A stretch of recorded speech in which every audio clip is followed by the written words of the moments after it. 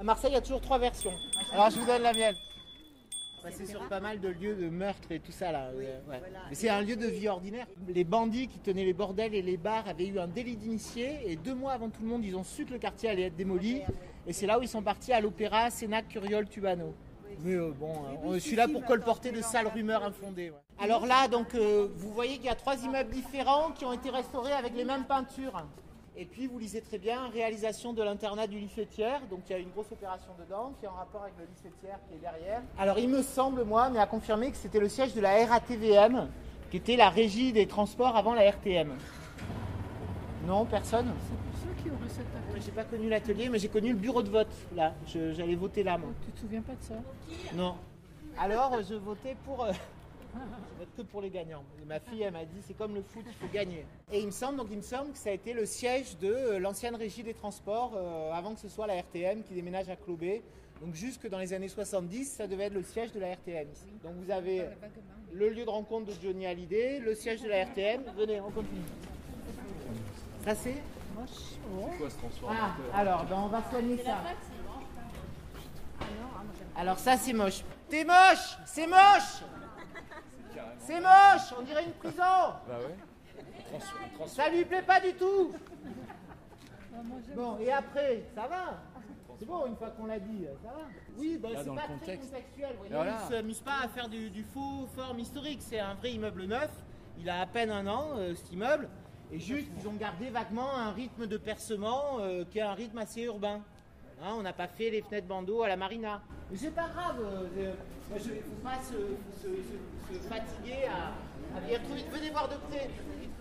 Donc il y a des petits panneaux de parement là, qui servent que d'habillage, comme ça. Derrière, vous voyez, c'est les nouveaux rez-de-chaussée marseillais. C'est un parking derrière. Hein, c'est juste des grilles de ventilation. Et là, vous avez les parements. C'est un assez beau béton. C'est très beau béton vibré. Et puis ils sont grattés là. Vous voyez, ils ont été. Ouais, ça imite la pierre. Hein. Ça imite la pierre.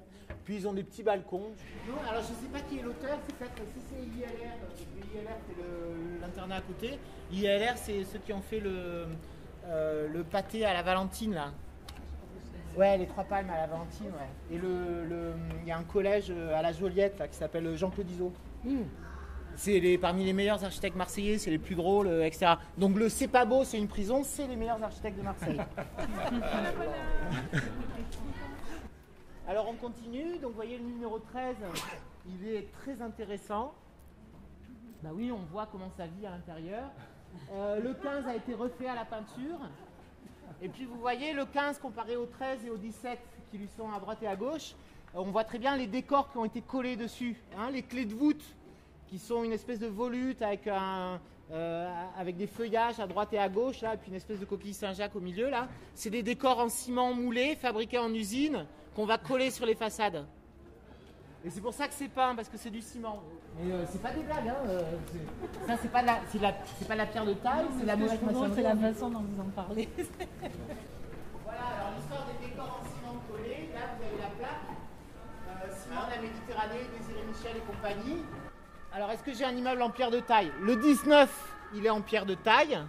Hein, on voit la pierre. On voit la pierre. Le 21, je ne sais pas s'il est en pierre de taille. Je pense qu'il est en maçonnerie de tout venant, qui était caché dans un enduit. C'est ce qu'on fait le plus au XVIIIe siècle. Hein. Et cet enduit-là, on l'a refait dans la deuxième moitié du XIXe. Et en refaisant les enduits, on a demandé à la compagnie des ciments de la Méditerranée, Désiré Michel, de faire un très beau décor. Donc dans le ciment, on a des faux blocs de pierre. Hein, vous voyez, c'est dans le ciment, dans le crépi ciment taloché, j'imite le grain de la pierre. Dans le ciment, je sculpte les bossages, les joints de la pierre. Ouais. Et puis on a des décors moulés. Donc vous avez la clé de voûte là avec 2 cornes d'abondance, puis une espèce de blason avec une guirlande devant. Les pilastres qui sont les colonnes à l'intérieur. Les linteaux au-dessus des fenêtres avec il y a une espèce de coquille Saint-Jacques au milieu, puis des petites pommes de pin au milieu de fleurs. Là, c'est très touchant, hein, vous voyez. Tout ça, c'est des décors fabriqués en usine.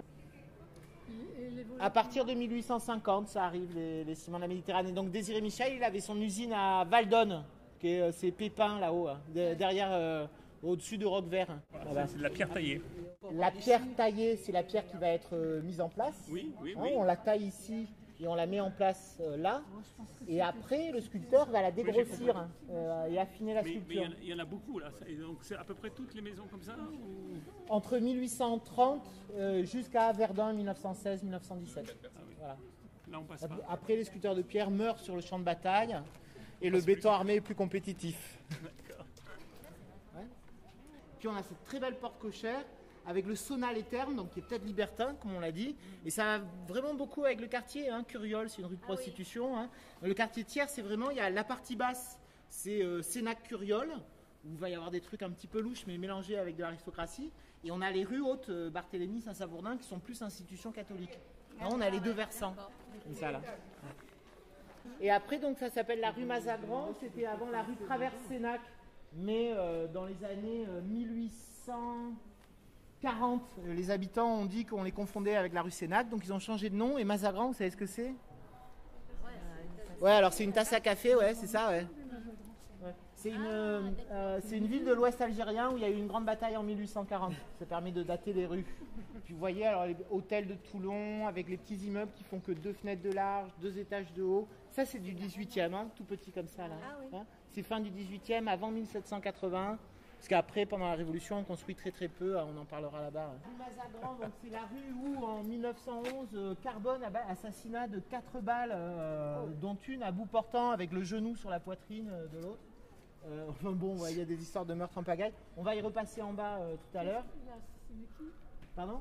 Il a assassiné. J'ai trouvé ça juste, tu tapes rue Mazagran crime, alors t'as la liste. J'ai fait nom de la rue de Marseille, crime. Mais, on va fouiller tout à l'heure,